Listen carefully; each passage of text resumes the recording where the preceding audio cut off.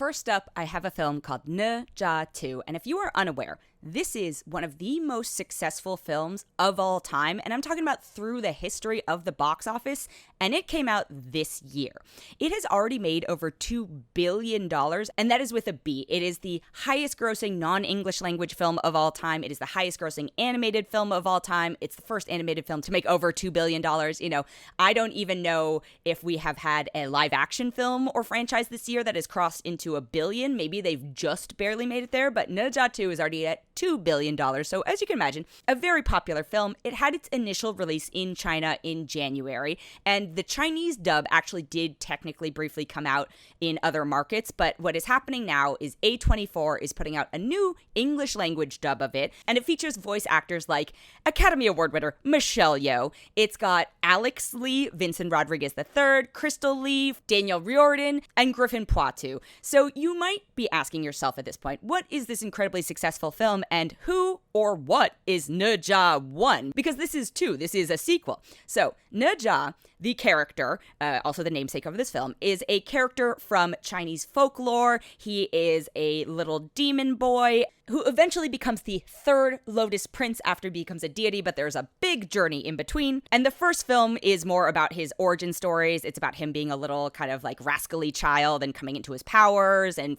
he has this friend called Ao Bing, who is the son of a dragon lord. It's all this very complicated stuff. This definitely appears many places in Chinese folklore. This is not a new story. You know, the character of Ne Zha appears in The Monkey King and Journey to the West. So this is a character that Chinese people, at least, will likely be familiar with. It's funny, I talked to my mother about this, and she loved the first film. She hadn't even heard of it until the second one was coming out, and then she watched it. The original film is out available in English on Peacock. Different voice cast, though. So, all of this being said, do you have to know who Ne Zha is to watch Ne Zha 2? Do you even have to have seen the first Ne Zha film to watch Ne Zha 2?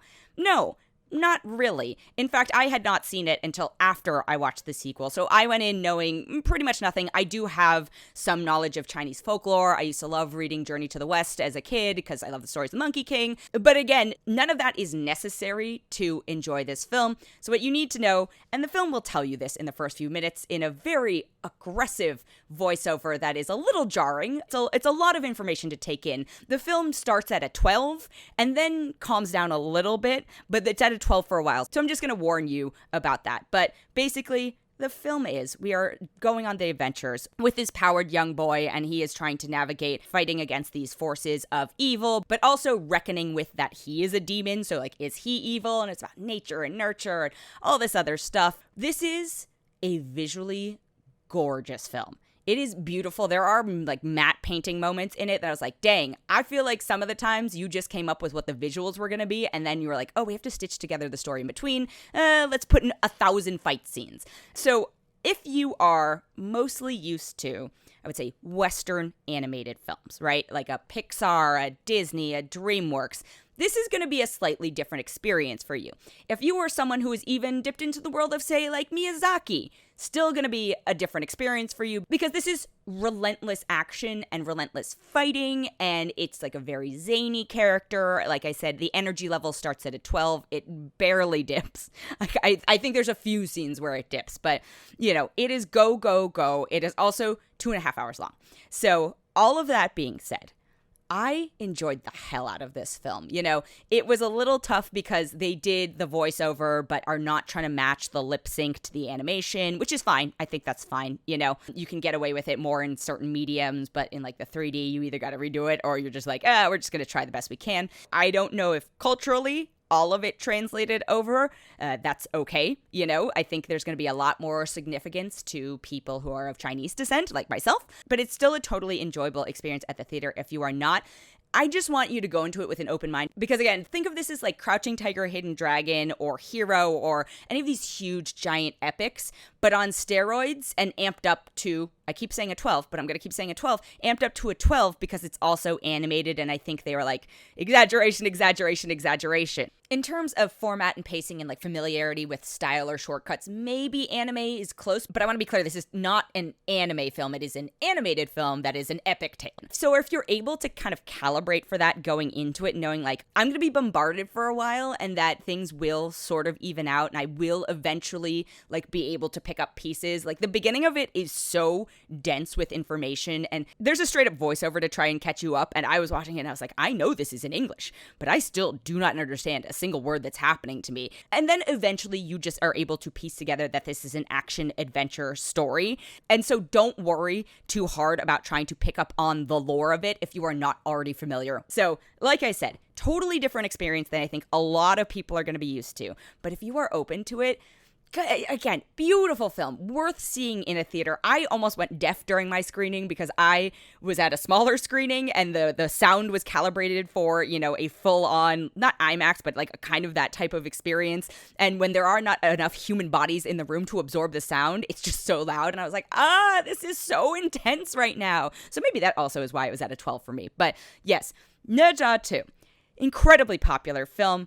With good reason. You do not have to have seen the first film in order for this to make sense. You can absolutely go back and watch the first film, but I think part of the reason that this second one is also so popular in comparison is like the first one is contained to a degree. You know, it is the story of this demon child effectively being born and like coming into powers and dealing with all that stuff.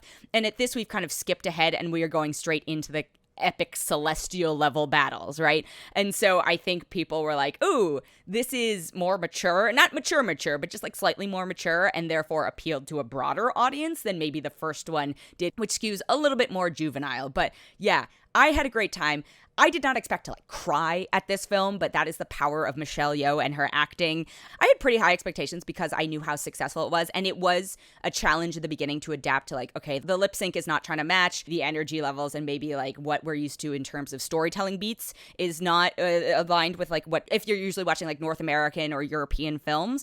But boy howdy, great time at the movies if you're open to it. Watch the trailer, and if you are interested by the trailer, I think you will really enjoy this film. You could also even watch the first Ne Zha film, you know, where it is streaming to get a taste of it. But I do think, too, is a creative evolution from the first one in a very good way.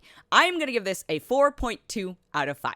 The next film I have is called Honey Don't, and this is a creative re-team up from director and writer Ethan Coen, his wife Trisha Cook, and Margaret Qualley. And the last film they did together was called Driveway Dolls, and this time they have reunited. This is kind of in a very similar vibe. It's kind of like an action, mystery, crime, suspense film.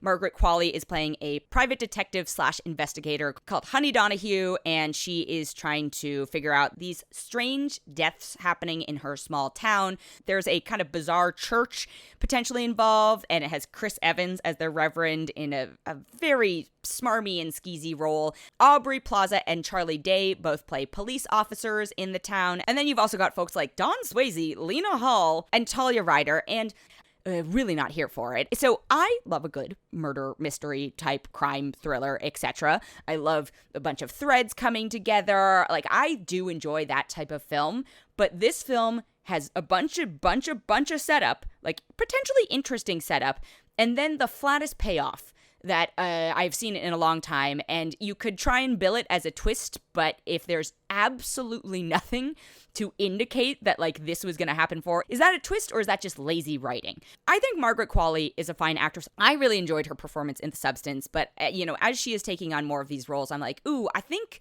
you need to branch out to go back to proving that you are a good actress. You know, Aubrey Plaza is Aubrey Plaza. She has her range. She is sitting within it. I know she's really good at these types of roles, but I'm also like, ooh, it would also be fun to see you branch out in a different directions just so we don't continuously expect the exact same thing out of you every time. I can tell that Chris Evans is trying to do that here. He's like, I will shake my Captain America image and be this, you know, kind of foul religious figure who is clearly so in it for himself and like not a man of God in any way, shape, or form. I see what he's trying to do there. Unfortunately, though, he's not succeeding, right? So it's just like, all across the board, I feel like people are trying, but it is just not gelling together in a cohesive way. And I kept looking at my watch going like, this is not a very long movie. Where are we going with this? And when you have something that when the characters are not that exciting, and then it is trying to lean on, an interesting, and I'm putting that in air quotes, plot, and then the plot doesn't deliver, like, what are you left with? So this really was not I did enjoy it more than Drive Away Dolls, but that's not saying much. And I've heard this group talk about they want to make a third lesbian detective drama type crime film, and I'm like, maybe we don't. Just honey, don't. And I know everyone is making that joke, but it's literally set up in the title. Like, it's so hard not to do it. But yes, unfortunately, this is not for, if you really loved Driveway Dolls, then I do think you will like this because it is in that vibe. But if you know nothing about that, and if you just see, oh, a Coen brother is on this, like, no, you're not getting the Coen brothers. You are just getting Coen brother and his wife. But yeah, again, went into it wanting to enjoy that film. I never go into a movie being like, I intend to hate this no matter what, but I could not get into it. It was not for me. The ending was just so unearned that it really left a bad taste in my mouth. I'm only going to give this a 1.7 out of 5. The next film I have is called Eden. It is from writer-director Ron Howard, and it has a cavalcade of stars in it. It's got Jude Law, Ana de Armas, Vanessa Kirby, Daniel Bruhl, and Sydney Sweeney. And I was trying to think about how to describe the plot earlier, and it just kept getting more and more convoluted and boring sounding, and that is a perfect description of this film. But what I will distill it down to is Jude Law and Vanessa Kirby are living on this island in the Galapagos. This takes place after World War I, and, so people are disillusioned by the war, and Jude Law is writing this philosophy on how humanity can be better and, like, the perfect ideal way to live, and all this gibberish word salad stuff, which, like I said, I was trying to record more about it and went, not worth it. But basically, their space gets invaded by other people who are inspired by his writings to come try and do their best version of it. And all the characters are horrible and unlikable. And I think it's possible to make a movie with unlikable characters and make it watchable. This is not that movie. The performances, chewing the tropical scenery to bits. The script is just very leaden. It does create the sense of like claustrophobia and mania on the island, which is what the characters are supposed to be experiencing, but it's so unpleasant, and the payoff and the journey that everybody goes on is so tedious that by the end I was just like, get me out of here, which is ironically what some of the characters are probably thinking by the end as well. But I don't know what the point of this film was. This feels like a film to just be like, yes, I can still get a movie made, and I'm going to espouse what I think the ideal philosophy for making a film is and put it out there and subject everyone to it, and it ends up being bad. So yeah, I don't know who I would recommend this to. The answer's nobody. The performances are touch and go. Ana de Armas is next level unhinged in this, and I think she's trying to play that intentionally, which I'll give her the benefit of the doubt here, and I'll go ahead and maybe blame Ron Howard's directing. I don't know, but I was just like, girl, what are you doing? Vanessa Kirby, the actors in this, generally very good actors. And I don't know what happened between the version that they were given, that they were drawn to, and they're like, yes, this is a good idea to participate in, to the version we ended up getting on screen. But there's a huge disconnect. It's 2 hours of your life you're not going to get back. There's nobody in good conscience I would recommend this film to. I very rarely tap out of films, and I've had some stinkers of late recently, but this is the closest I've come to just stopping it and just being like, I cannot watch this anymore. I think maybe one of the nicest things I can say is like the cinematography is decent, but nobody sets out to make a bad film. I'm going to go with that, but that doesn't mean you're always going to succeed at making a good film. And Eden is the opposite of Paradise, which I know they're trying to be ironic with this given the circumstances that everyone goes through. I know what you're doing here, but you have to be good at the irony in order to pull off something like this, and it's not there. So I'm only going to give this a 1.6 out of 5. It is a cautionary tale of just don't bother to see it. The next film I have is called Eenie Meanie.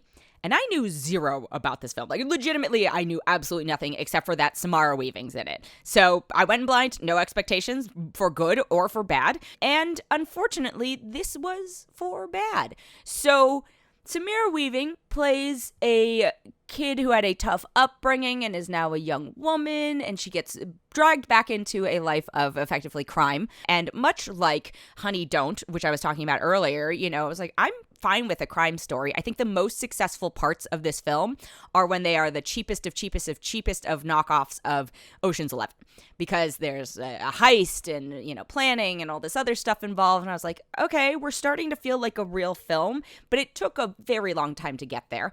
I know it's bad when a film has Marshawn Lynch in it, and I don't even enjoy it because I love Marshawn Lynch. But yeah, so Samara Weaving is in our main role. You've got Carl Glusman playing her boyfriend, Jermaine Fowler, Marshawn Lynch, Randall Park's got a role in it, Mike O'Malley's briefly there, Steve Zahn, Andy Garcia. I'm like, all these people are big names. This is a similar scenario to Eden where I'm like, what happened between the either reading of the script or maybe it's just the looking at the paycheck and what we ended up seeing on screen. And I think that they made an earnest attempt at making a movie here, but it was not for me. I think if they had focused mostly on the actual crime logistic blah, blah, blah part and been maybe a little bit more formulaic in that and like peppered that more throughout, this would have actually been better. But otherwise, it's just a string of like vaguely homages to characters who have more depth, so we're kind of like relying on you being like, yes, this seems like this type of character, so I guess I'll associate this level of affinity for them. I don't know. It's a hodgepodge. It's a mess. This week was really rough,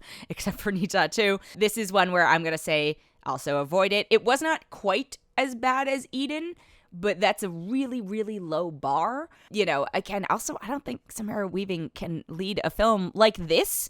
I'm not saying she can't lead a film, but this is not the film for her to lead. I am going to give this a 1.8 out of 5. The last thing I have this week is called Long Story Short. It is a new animated series out on Netflix, and it is from Raphael Bob Waxberg, who is the creator of BoJack Horseman. He's reteaming with Lisa Hannawalt, who also worked on BoJack Horseman, and Tuca and Birdie, and I love this series. This series, I think, is truly like a brilliant series. I just want to set the stage for this. So this is about a family, and it is told through different points in time through, the course of their lives. So we get to see them as children, as adults, as middle-aged adults, etc. Features the voices of Lisa Edelstein, Paul Reiser, Ben Feldman, Abby Jacobson, Max Greenfield, Angelique Cabral, Nicole Byer, and every once in a while, Dave Franco pops in. I think this is so well written. It is so specific. They are this family who happen to be Jewish. I happen to be Jewish. And it's not about like the geopolitical Judaism. It is about just like the culture and religion of being Jewish. But I think the thing I love about it is so hyper specific, which makes it so incredibly universal and accessible. This is the same thing that we're talking about when you watch a movie like Everything Everywhere All at Once, which is one of my favorite films of, I think, of this point of all time. So this is the highest of compliments when I say it's similar to that. When you see writing that is so specific, it means anybody can tap into it because everybody is going to recognize the authenticity there.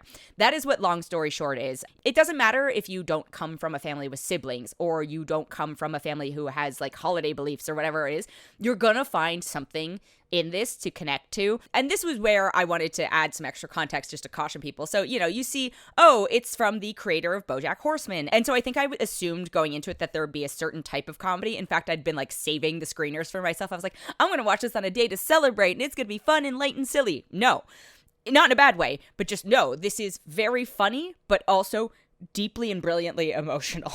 So just have emotional bandwidth available when you are watching this show. Again, it's full of very clever, very funny moments as well, but there is a depth to this that I don't think we get to see in animation or even like some of the best live action shows, right? Like we just don't get to see a series like this come along that often. I don't want to overhype it too much, but I was just like, this is so real. It also is like a little traumatizing if you do come from a chaotic family. I was like, I need to go talk to a therapist about this a little bit. So like I said, emotional bandwidth, but I cannot recommend this series enough. It is so well crafted. You feel for these characters. You feel like you've known these characters, partially because you get to see them through different points in their life. But yeah, the visual style is very in keeping with like the BoJack and the Tuca and Birdie style, but that doesn't matter. You could honestly, like with this story and the way it's written in the performances, I think you could have them be stick figures in an animatic and you'd still get a similar emotional response out of it. That's how good it is. Can you tell I love the series? Long Story Short is out streaming on Netflix. It is an absolute must watch.